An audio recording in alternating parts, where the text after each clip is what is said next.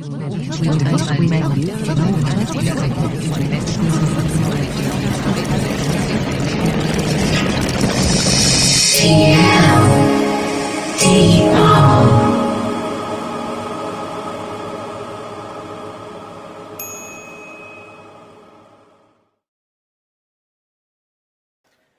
welcome. Hello.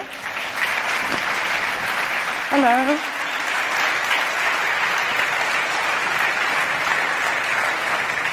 I have the great pleasure today to introduce one of the most feared Europeans in Silicon Valley. She's the pop star among EU commissioners in Brussels. I have the pleasure to introduce to you Margrethe Vestager, the EU Commissioner for Competition. Oh, thank you.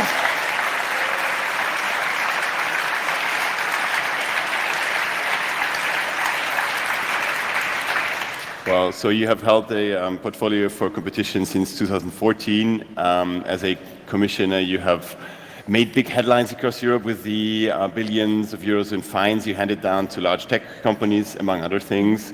In 2016, you gave a 13 billion euro fine to Apple on a tax case, and that was probably what grabbed a lot of people's attention, including the American president, who said, reportedly, you were the EU's tax lady who really hates the US. Actually, I did fact-checking on that statement, because it's correct, I work with tax, and it's correct that I'm a woman, but except from that, the rest is completely untrue. And to continue the introduction, you also find Google with billions in 3 major cases. The most recent one was just concluded a few weeks ago with a fine of 1.5 billion euros for abusive practices in online advertising. And in your tenure, the Commission investigated all of the big tech companies practically, I think. And The Economist called you the world's most powerful trustbuster. More recently, you have become one of the front runners of the European Liberals Party, and that is something I would like to talk to you more about. What your prospects are, if you're going to lose you from the Brussels scene very soon or not. Just to mention this really briefly, but I think it's interesting. Your career before Brussels was also quite outstanding. You were elected to Parliament and became a minister of the Danish government before you were 30, I think. You went on to lead your party, the Social Liberals. You were a minister of government then again as a minister of economics. You also made a reputation as a fierce minister there as well. And you're said to be the inspiration behind the TV show Borgen, which interchangeably you were mentioned, or Helle Thorning-Schmidt, who was then Prime Minister. We would have to ask Adam Priese, the creator, about that. But in any sense, there's one kind of my favorite episode of Borgen, which deals with the picking of a new EU commissioner. It's called "In Brussels, No One Hears You Scream." But if the intention was to neutralize you politically, it didn't quite work, I must say. So in the next half hours, we will discuss fairness and competitiveness in the digital world. In essence, the question of how to deal with these big tech corporations and their huge market power and dominance. If anyone in the audience wonders why this is so important, have a look at the list of the largest stock market traded companies in the world, and you will find them to be in the current, as of 1st of May, setup, Microsoft, Apple, Amazon, Alphabet, the parent company of Google, and Facebook. So each of these companies, in their own ways, dominates any number of services. And I think it's a big question for us as a society of how to deal with that. And after our chat, I will open the debate to the audience here in Berlin with us, and also solicited a couple of questions from Twitter. And I think it will be a lively debate. So, which brings me to my first question. I would like to debate with you the historical perspective of the situation we find ourselves in the situation you as a regulator find yourselves in. So in a recent interview with Franklin Furr for The Atlantic, you likened the current economic situation with that of the Industrial Revolution. Back then we had large trusts, we had Standard Oils and the telephone companies and the electricity companies who quickly formed monopolies, and I think that was the first time we realized as a society we have to do something about that. That's a situation that's terrible for consumers, it's terrible for competitors, it's really only good for the people who hold the monopoly power. And so some people say, scholars, economists, I just read a piece in the New York Times today by the economist who won the Nobel Prize last year, saying that in some ways this is a very anti-competitive situation for which we need remedies. And I guess my question to you is, to what extent are we in just the situation we had in the Industrial Revolution, and do we need as a society to be a lot tougher on these large tech corporations? Yes.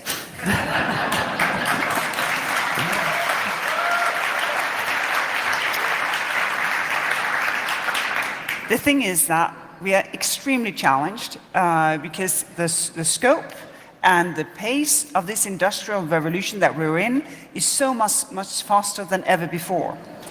And it's everything that is influenced. It's our friendships. It's our democracy. It is agriculture, transportation, health, government, manufacturing, all strains of our society that is changing because of the technological revolution. And we're not done yet, because we haven't seen the real effects of blockchain technology, quantum computing, or the biosciences that is pushing as well. So it's about time that our democracies start shaping the road for our future societies, because otherwise we leave it in the hands of companies that are completely out of democratic control. But now, you as a commissioner handed out these large fines, but and also ordered some remedies for the market non-competitive situations that were created. But to some extent, these companies move so fast, and they have only accumulated power and value since you started the office. So, do you think that in any way the political response was adequate to the situation we're in? I mean, aren't they, larger than ever?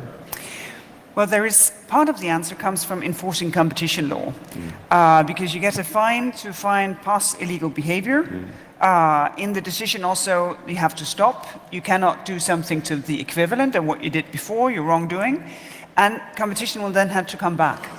What we see is that it takes very little time to destroy a market. It takes a lot of time for a market to push back. And this is why we are looking into, well, how can we change that? Because we need to gain speed as law enforcers as well.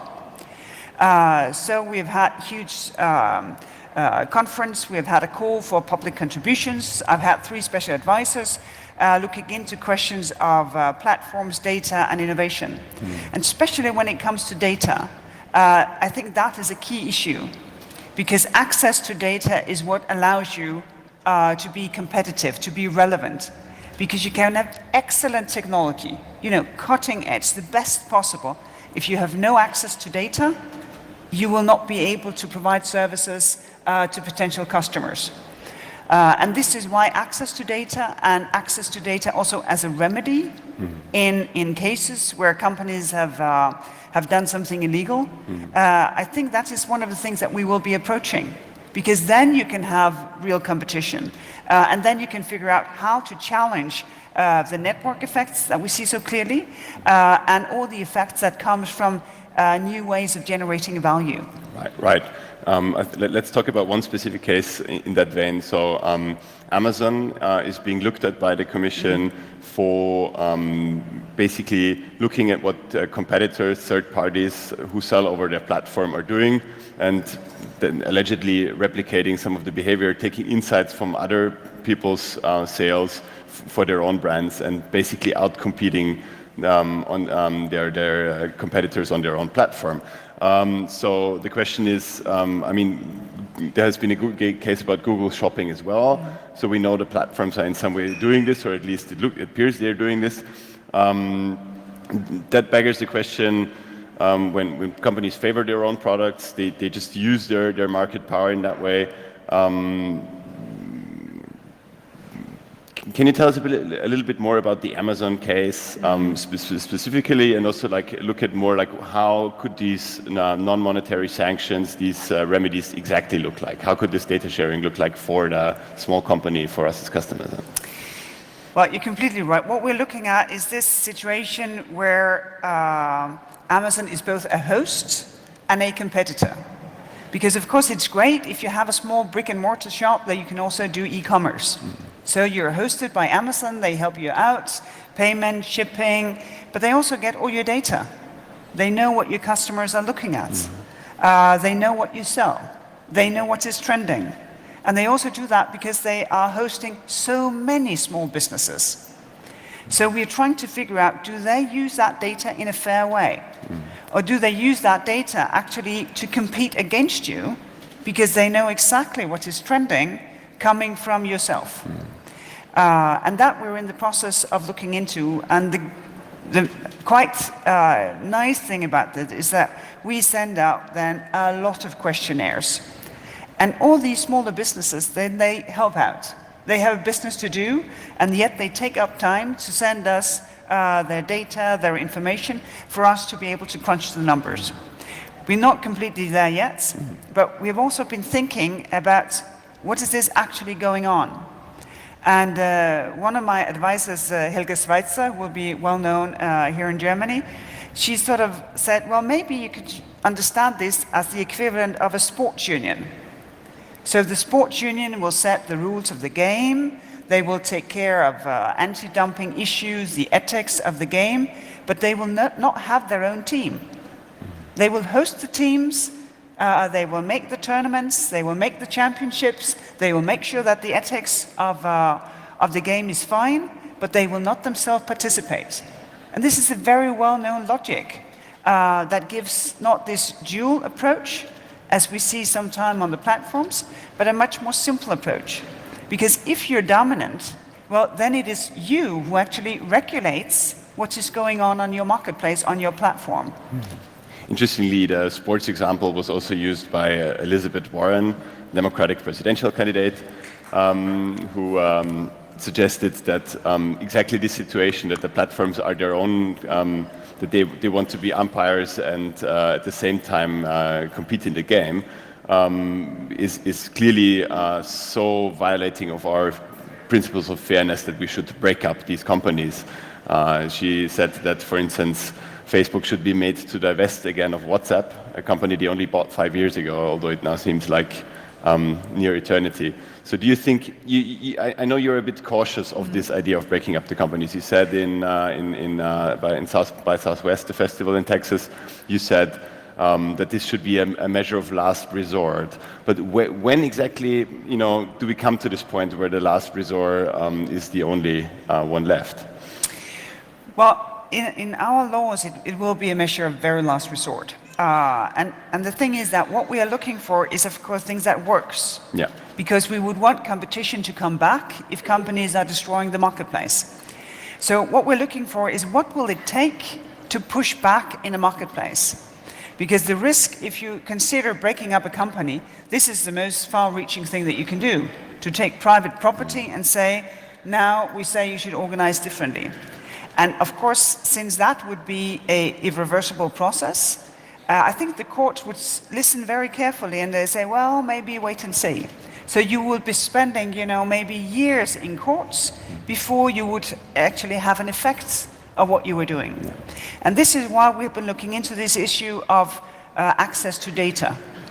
Because if you can give in a decision access to data that will allow you to have the same competitive pressure at what has been going on this marketplace, you may have a fair chance of making it. Because the sad thing, or the tricky thing, in the AdSense case, the latest Google case, is that Google stopped the illegal behavior when we sent them the statement of objection 2 years ago. And what they did was that they asked for premium placement of their own ads on third-party websites. If you have a travel website and you have a small search box, then Google would say, well, my ad should be in the premium placement. Made it very difficult for anyone else to place ads on that kind of websites. As said, 2 years ago, when they received the statement of objection, they stopped. But that market hasn't picked up at all. It is the same as when they stopped their behavior. And this is, of course, very thought-provoking, because this is what will it then take for other companies to push back and get into this market, which is a very important market, because here you can get a head start, also to be relevant for more customers in general search. So this is why we're thinking about, well, is access to data one of the things that would allow rivals to do better and be much more relevant for the people that they do business with? I mean, there's a philosophical argument that when you talk about access to data, you essentially treating the companies like a public utility. You're already saying that everyone has the right to access them, to be carried on these platforms. I talked to the writer Cory Doctorow a couple of days ago, and he made a very good argument that in some ways, if you treat them as public utilities, it will also make it very hard to break them up. So it's kind of a fork in the road. It's either or. Do you see it that way? Well, we've been trying to see if you can use the logic of a public utility, because, for instance, we allow or enable competition about those who deliver electricity. So if you want to, very often you can buy electricity that is exclusively from renewable sources, but we don't ask the same competitors to build a new grid. They can use the same grid as anyone else to provide us with electricity, because otherwise they would never get to it. We can have competition on rails, different rail providers, but they will use the same tracks, because the tracks, well, they're there, and you cannot ask anyone else to build new tracks, because otherwise they would never get to compete against you.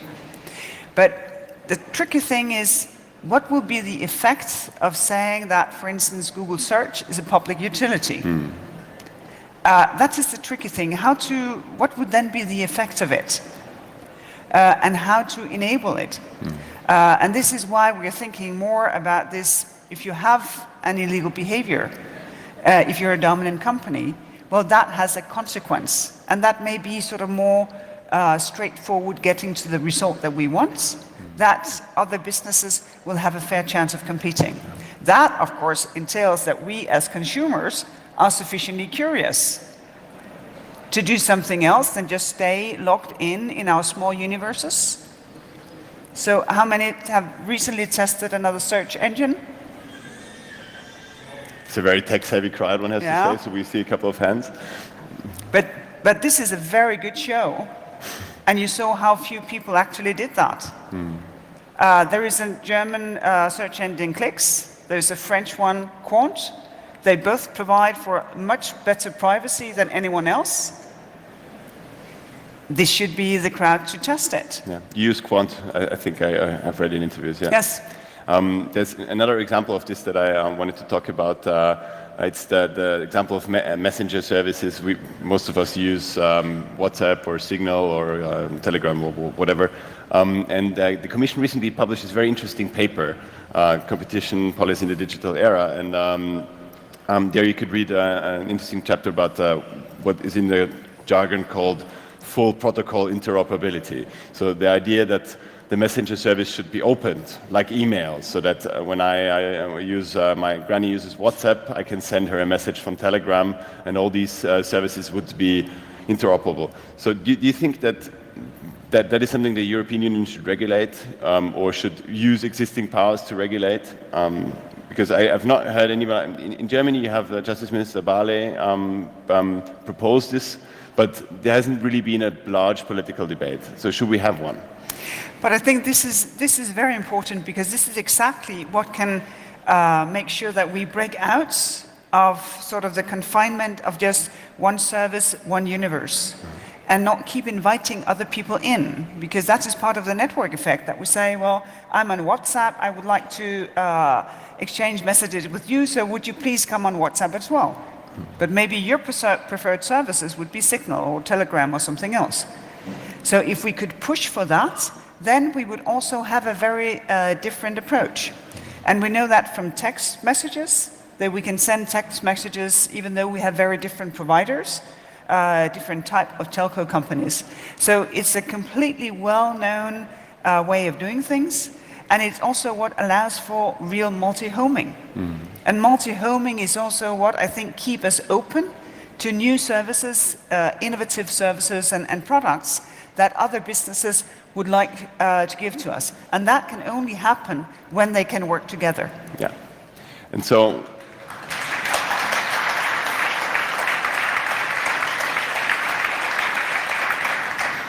would you say from your experience as a regulator over the past 5 years that your toolbox was large enough, that you had the resources you needed to do the job? Or would you say that in the next commission, in the next parliament, we should think about enlarging regulatory and competition toolbox, but also going beyond the mere competition field to deal with the dominance of tech companies?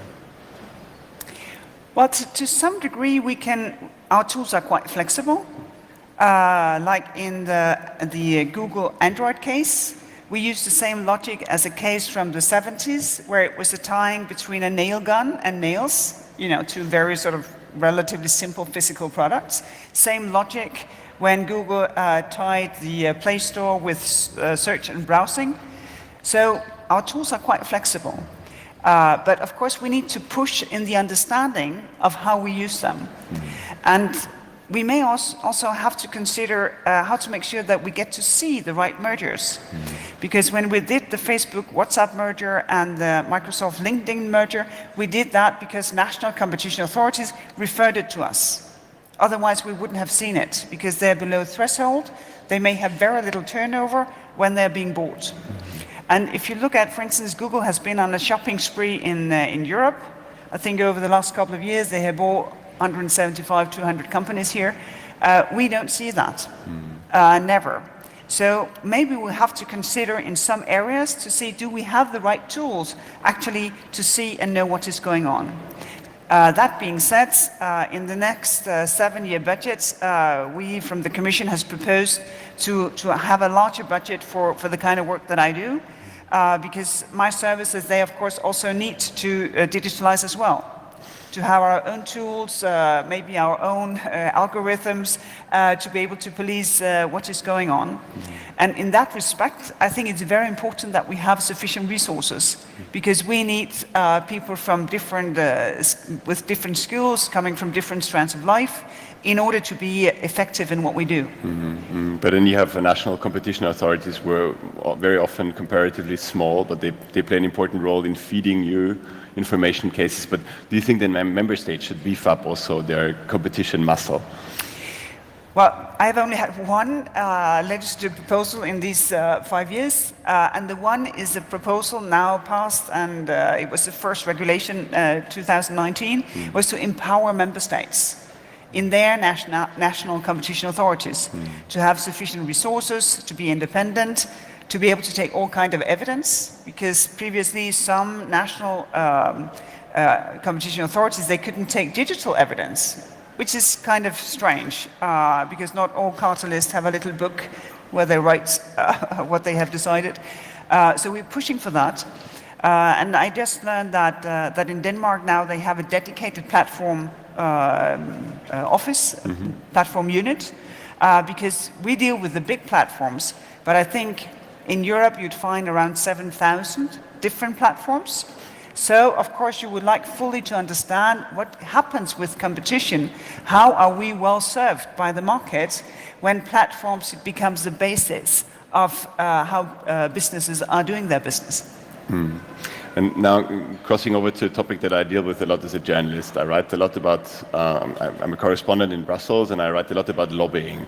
Now, I nearly never see people in Brussels who work for Google or Facebook. To me, they're nearly invisible. What I see is their legislative footprint. I see how often they meet people from the Commission, how often people that are in their pay or associations that where they're a member meet with various public officials. So I think it is fair to say that the lobbying footprint is very high of these companies, that they are often better informed than most journalists, that they take part in the policy making process in a lot more ways than many of the political parties do. So you have been face to face with these companies, you have been face to face with their CEOs, the tech bros, one has to say, because they tend to be men. So do you think that we should work harder to insulate European lawmaking from the corporate power of these big tech companies, that also the sway they have over the policy process? But the first thing is that transparency is the best cure against undue influence. And the second thing is that public consultation is a very important part of our legislative process. And here it doesn't cost anything to participate. And I think that's a very important point, because a lobbyist comes with the mark as a lobbyist. I meet very few lobbyists because very often in our casework we would want businesses to change. So you would want the CEO, the decision makers, because the lobbyists, they don't take decisions, they promote a story. But when colleagues meet with lobbyists, it will be from people registered in the lobbying register. The meeting will be registered and it will be public that it has taken place. But that being said, I think it is important that more people engage in the legislative processes, engage in our public consultations, because of course you need a balanced view. But when working with colleagues internally, I think the proposal and also the end results with Parliament and Council has been an expression of our democracy and not what is the will of the lobbying parties. But still, their influence is pervasive. And as you know, I don't think there's been a lot of progress in trying to get the same kind of lobby transparency register that the Commission has for the Parliament or for the Council. So in many ways, we can only guess at just how much influence the companies have. And all of these are foreign and they're American companies. You have the debate now about Huawei, a Chinese company. So don't you think that there's more than transparency needed to deal with the corporate power of these companies? Well, first of all, it's a very good point that the Parliament ought to have the same rules of transparency as the Commission, because then it would be more obvious who's talking to who. The second thing is that good legislation is informed very broadly, also with those who are going to be affected by the legislation. And I think it's more important to have a balanced approach than to say that there are some specific people that you will not talk to. Because even though you don't do as people want you to do, you still learn a lot from what they say, of the way they're thinking, what they would want you to do. And that kind of information, I think, is very, very important. But the important thing, of course, is that you get something in between and that you have the independence from that kind of money and that kind of influence to do what you find is the right solution. Cycling back a bit to the national governments, now you had you blocked the merger of Siemens and Alstom, two very large companies. This kind of riled a lot of politicians, or at least a few in Germany and France. And there was talk of shouldn't we allow more leeway in competition policy, have less stringent enforcement to allow for the creation of national champions? Now the German conservatives put it in their election program, not only calling for national champions, but also calling for digital champions. So I understand you find this idea a bit suspect of giving more weight to larger corporations. But do you think that in some way that argument holds water, that when you have all these digital companies, almost all the big ones are American, that we need to kind of create more competition breathing space to have a similar type of European corporations in the digital sphere? Well, I think the problem has been that we were not thinking about what will it take to grow a big also digital business in Europe.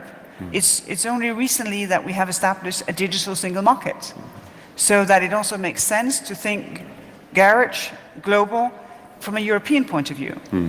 It's only now that we're trying to push for a European capital market, to be there when you go from startup to scale up. Because Europe doesn't lack talent. If you look at the startup scene and the ecosystems, they have changed to a very large degree. There's a completely different dynamic now than just 10 years ago. But we need scale, and you need capital. And one of the things that has been holding European businesses back in the scale-up process is that when you need capital, very often it's debt finance. So you go to the bank, you establish yourself a debt. Instead of going to the market, maybe with 5 or 10% of your business to sell that, and you don't only get capital, you also get competence. Because it takes a lot to scale up a company. Sometimes also more than what the original entrepreneur and the team around him or her would be able to do. So we're trying to provide for the necessary conditions in order to grow businesses. But again, we can do something sort of systematically. We can address market failures, like in the important projects of microelectronics. But we also need customers. We also need citizens to say, well, I will not be happy. I will not be satisfied with what I am presented with. We would want to take control. And if you look at the digital citizen right that we got last year, the GDPR, I think many people share my frustration that it's great to have rights, but it's even better to be able to exercise them. And if we want a... that could have given a larger applause, I think. No, but the point is to say that if we want a data democracy, then a lot of things will have to happen also among ourselves. To say, well, we will not only wait for law enforcers and politicians to sort this out, we want to be part of this process. And we want to be part to take the opportunities that comes with it. Because otherwise, we will also not have the necessary information actually to know what it is that is going on. This is actually a preview question from the audience. I got on Twitter before, and somebody wrote, well, you know, GDPR is exactly this case, as you said. It's a great law, but the enforcement strategy has been sometimes left wanting, also maybe for the lack of resources of the regulators. But now, how do you see this from the point of view of the Commission, where you sit there and you might take a very muscular approach, but then the Commission very often either has no sway over national authorities to properly implement the laws, or the Commission itself might prefer self-regulation, as in many fields they have done in digital policy, in anything from dealing with hate speech or disinformation, but also dealing with things like the common charger for smartphones. So do you think that in some ways we haven't really thought through our enforcement strategies? Do you think that self-regulation was kind of the wrong track for many of these issues? Well, I think the approach is changing, because if you look at the rules that our national data protection agencies are now policing, they have much more teeth than what they used to have. Google got a fine by the French Data Protection Authority of 50 million euros for not being clear and transparent about how data is being protected. So I completely agree, it is work in progress, but there is progress. The second thing is that I think we need also the market to pick up here, because one of my frustrations would be that if I'm very often advised to say, well, you can just change the settings of your phone, not to accept cookies. Well, then I de facto disable the phone, so I wouldn't do that. So when I come to a web page, they say, oh, you can regulate your cookie setting, then I will have to do that. I would like to have a digital assistant on my phone who would know my preferences and automatically make sure that those preferences, they were accepted. because we still have a long stretch to go before all our services is made with privacy by default. So we both need a regulatory response and a market response, because here there is a market opportunity, and that ought to be a driver. I have mentioned it before, but the new European search engine, part of their drive to be launched is actually to be designed with privacy by default. And that push is very important. It is sad that we are to be helped by scandals, but I think that the scandals, for instance, of Facebook Analytica, was a wake-up call with no snooze. A lot of people realize that, oh, this privacy, it may not be so innocent, that there actually are very good reasons to protect yourself. Because if you protect yourself, actually, you also protect our democracy. But see, I think it's a very good point. But I mean, talking about Cambridge Analytica, exactly there we didn't have a very strong response. Now we have European elections coming up in a couple of weeks, 500 million people will be voting, but we still have this kind of patchwork, tumblework of 28 different electoral laws. Most of them have no bearing on digital advertising, don't regulate it in any way. The platforms have rolled out their own version of transparency. Do you think that here the response has been entirely adequate to leave it to the platforms to make the new rules? No, but I think in lack of common rules, I think it's better that we have some awareness of what is going on. And a number of platforms, also the bigger ones, they will now sort of mark political advertising. There's still some stretch to go, because you would also want that marking on content, because it's not only those who are responsible for the advertising that can be political, also when it comes to the content from somewhat opaque responsible people, you would have the same marking. But when there is a sort of resort to a more voluntary or self-regulatory approach, it's because of speed. Because sometimes it's better to have some solution than to wait for the full solution while having everything just become wilder and wilder in the meantime. So the next Commission should ask the Member States for very comprehensive joint framework for electoral rules. But I think indeed that the next Commission will have to take sort of the technological revolution as one of the givens that will have to inform everything we do. Because as said, it is in our elections, it's in our culture interaction, it's in research, it's in agriculture, it is in everything we do that the world is changing. And if we want our democracies to set the direction, this is now. All right.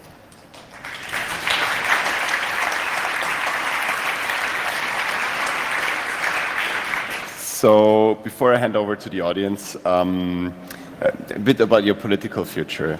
Now, you have had a great run as a commissioner, at least according to many people. But now your tenure is coming to an end, and it's not entirely, to say the least, it's not entirely certain if you will return to Brussels. So for you to come back to Brussels as a commissioner, as a commission president, as some hope,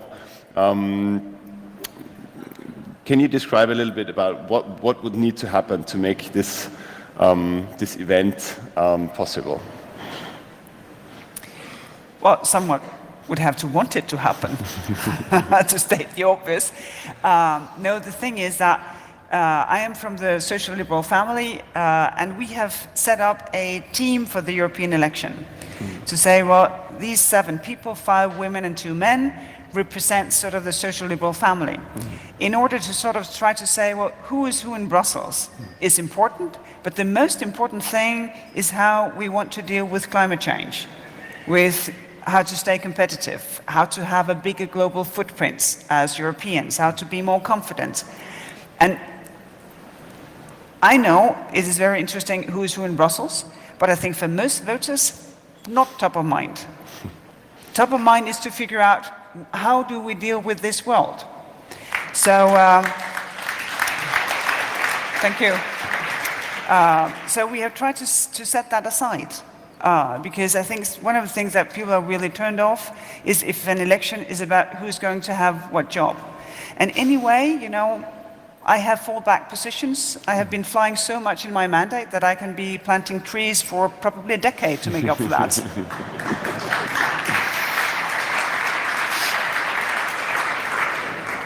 Excellent. So who here has a question for Commissioner Vestager? I see some hands here already, over here, over there.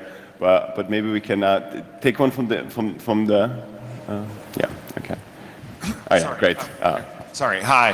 Hi. I took your point very well about, Alexander put my question to you about whether we're going to make it harder to break up the companies, and that might be hard. I think, though, that you'll admit that making companies smaller will make them smaller. And so, given that, do you worry that some of the regulations like Terra Reg and the Copyright Directive put a floor under how small we can make these companies because the duties require the largest companies to perform them? Excuse me, to perform them? Well, one of the reasons why I think there is a risk of a situation as in this legend of the Hydra, you know, you cut off the head and poof, you have 7 new ones, is that you have the network effects. And we are very conscious of the fact that you can have a dominant position in this market way before you would have sort of the market share that sort of in an old school economy would suggest to us that you had a dominant position.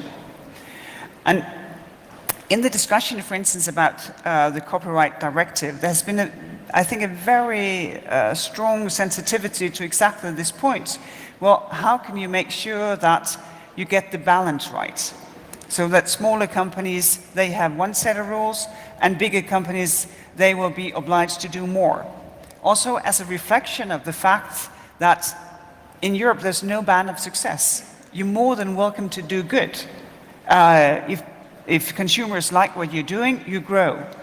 But, and that may be a very European approach as well, if you're successful, you get a new responsibility. If you're strong, if you are in power, you have a special responsibility, not to misuse that power against others. And I also see sort of the end of the copyright discussion as an expression of exactly that. Also, when it comes to the digital citizens' right, the GDPR, you have the same. That if you're a small guy, sort of your data processing obligations would be different from the big guy. But I'm not at all claiming that this is perfect. I think it's work in progress. If you look at the platform to business proposal, it is set to be revised after 18 months in order for the legislator to have a real sense if they got it right, or if the market is moving on without this being sufficient for businesses who do business with platforms actually having transparency to know what is happening if all of a sudden they cannot be found anymore by a search engine or the platform where they're doing their business. The Copyright Directive is really very contentious, I think, especially in this crowd. We had some debates the last few days. Isn't that something that where the potential kind of potential for fallacy is very high for the Commission, that you walk into something that you know, in some years you will regret. The Article 13, later 17, created this obligation to monitor content on the internet in some ways for the companies, that entrenches their power, and that has been the argument. Well, as you say, it's difficult to judge now, because the regulation will only come into effect in the beginning of next year. But for the people who've been working firsthand with this, which is not me, the intention has been exactly to say, well, you have to make sure that if you make money on other people's content, you will have to make sure that you remunerate those people, because very few people come from the advertising. Well, I may do once a year to see those 5 acts out of the FNL finals, to just see why it is that they pay such big amounts of money for that display in the US. But except from that, I come from the content. And why is it that content providers shouldn't be paid for what they do? And And I think there's also a debate about how do we actually see the internet? Because for me, from the sort of very first days of the internet, of the freedom, of the ability to connect, of creating a community that was to completely different degree free, we're in a very different place today. First, it's a very commercial place. Very, very commercial place. Second, you have a new world of harassment that didn't exist before. I just read that in some places you find women who are very reluctant to run for public office because of harassment and threats. That is found to a completely different degree in social media than what it was in the real world. And I think we need that sort of also sobering debates about what it has become and how, again, to make the best of it. But we will never make the best of it if we do not get in control of the dark sides of what is going on. Okay. Wir haben hier noch eine Frage. So, some more questions from the audience, I hope. Oh, yeah. Yes. 2 years ago, I was working with Amazon in a low-level software service. So I know what they know about the consumers and they know about the co-workers, the workers. And I found out that there is a decision of the European Court, Europäischer Gerichtshof, that says that everybody has the right to go to court or to make to call if he has been damaged by a market strong or monopoly company. And so I calculated that Amazon was paying me less than the tariff that is normal in the place in the business at that side. So I figured out that I could go to the authorities, and I wrote a letter to Sigmar Gabriel, that was the former minister. He didn't answer, but I also wrote a letter to the competition authority, and they answered it's not their business for consumers to it's a very, very strange answer that I got. It's not the business for consumers, that's the business of the Ministry for Consumers. So they didn't understand what I said. I'm an employee, and I figured out that the company is harming me, made me damage because they didn't pay me in the right level. But they didn't do anything. So the government didn't do anything in that point. So I think we shouldn't call them monopolies, we shouldn't call them champions, we should call them dinosaurs. Because there will be coming a big bang, economic big bang, it's around the corner, and I think that will destroy these big dinosaurs.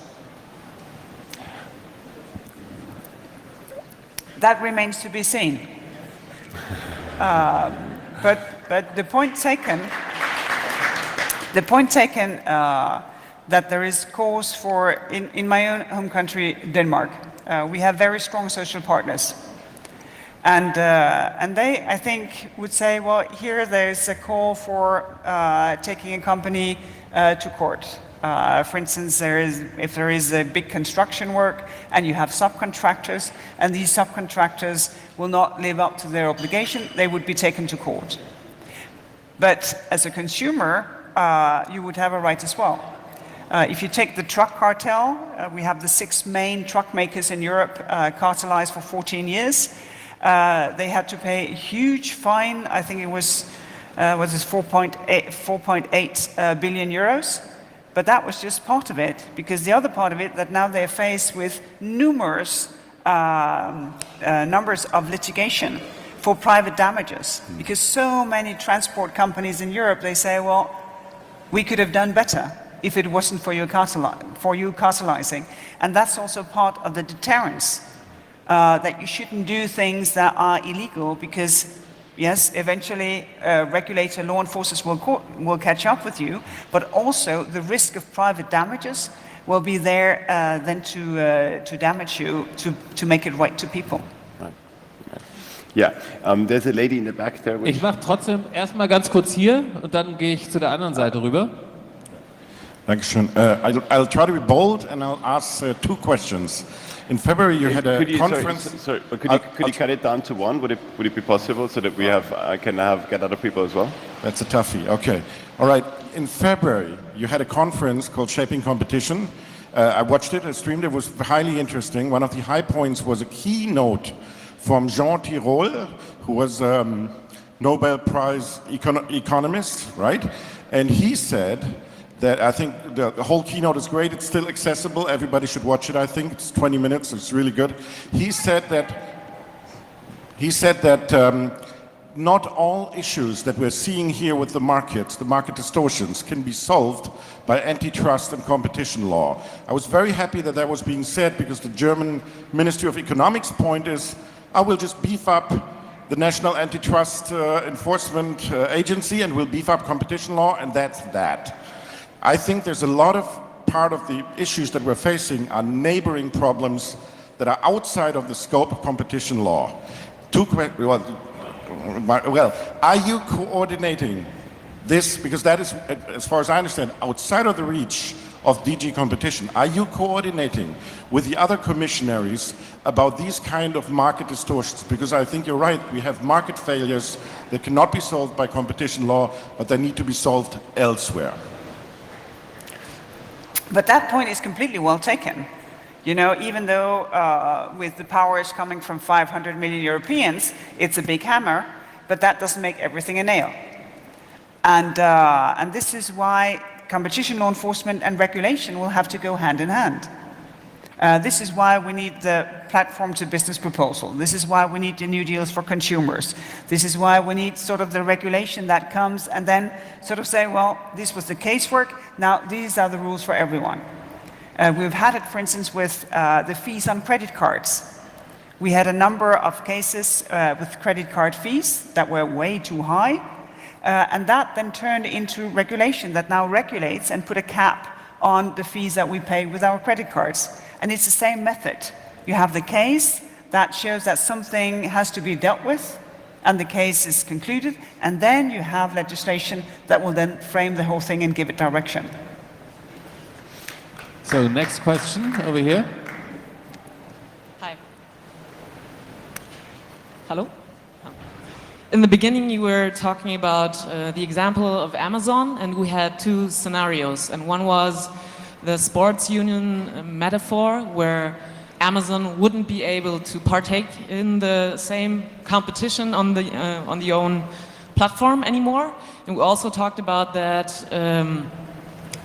fairness could be accomplished via data distribution to all competitors. So I think that's 2 scenarios. So I don't quite understand which one would you be pushing for? So is it Amazon that cannot partake or cannot sell on the own platform anymore, or is it more that they have to share all their insights about trending sales?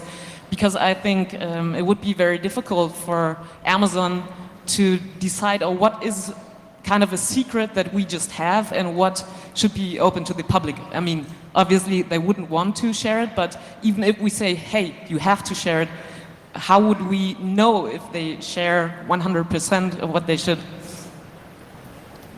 But that's a very good point. But before we have to make any of that choices, of course, we have to prove that Amazon is doing something wrong. And we're still in the phase where we're crunching data to see what will actually be the case. And the reason why it's a good time to have this discussion is, of course, also to inspire businesses as to how do they themselves think about what they will do in future behavior. How will they set up a platform? What will be the kind of responsibility they will get if they become a dominant platform? Because the thing is, with dominance, then you become de facto the rule setter. And this is why this example with the sports union, for me, I think is a relevant framework for your line of thinking. So I think that you will see in the future different outcomes depending on the cases. Because data sharing, that things can work together, is part of keeping the market open as such. And the Digital Citizens' Rights, GDPR, is not in any way against data sharing or data coming together in large pools. It all depends on the way you do it. And I think that for Europe, it's a strong point to say, well, we will push for innovation, but we will do that in a way that respects European values. And one of them is fair competition. It's in the treaty, it was there from the very first days. And this push, I think, can come with different types of solutions in different cases. And this is why this is not the point yet to choose. Great. We have one last question. That would be great. No, sorry, but I really have to intercede here. We had 3 men asking questions before, so I would like to get at least one other non-man to ask. I'm sorry for the intervention here. And there's a lady up in the front with a red sweater, perhaps.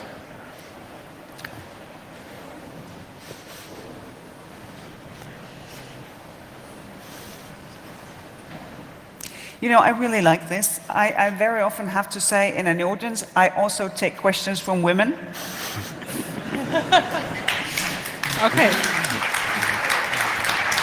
Thank you very much for your talk. I would like you to elaborate a little bit more on the idea of data sharing, because this idea of a mandatory data sharing has been brought up by several people.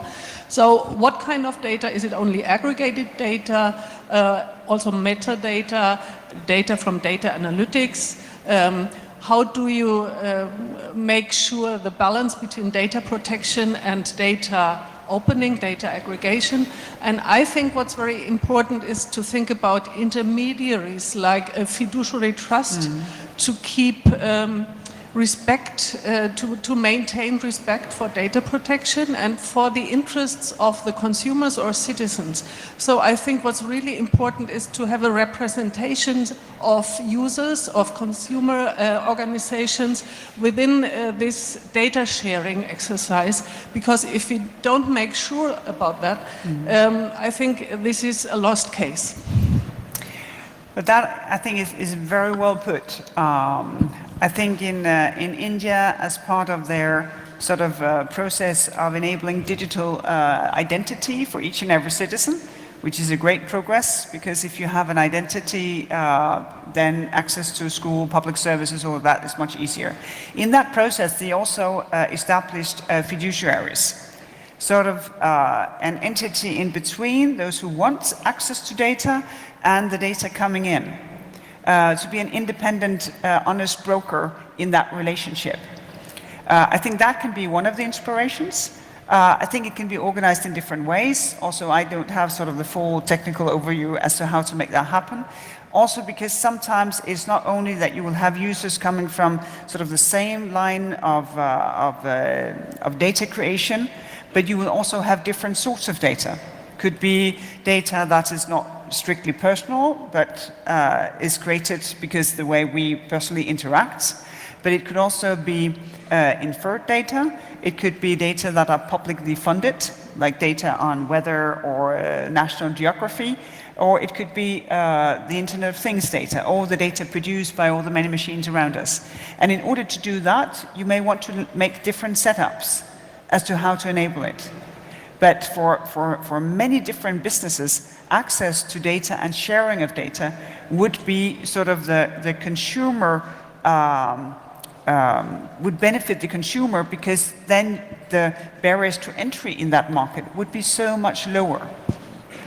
Take, for instance, agriculture, where you have seeds, pesticides, and machinery coming together.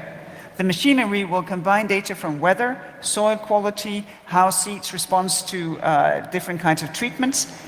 If that data is proprietary, if it's owned by only the one who produces the machine, it will be very, very difficult for anyone else to enter that market. And it would make the farmer left with very few choices, but to do as the machinery is suggesting. And this is why access to data becomes a great benefit for the consumer. So there's also a sort of weighted interest that very often it will be the interest of us as consumers, as citizens, that data are being shared.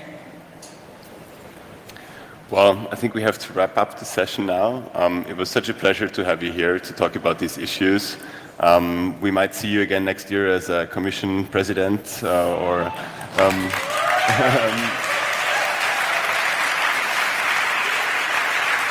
Or maybe just as concerned citizen.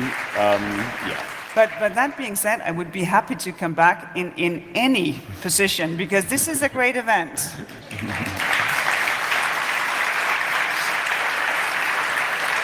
Thank you. Commissioner Vestager, thank you so Thank much you. for your time. Thank you very much. We will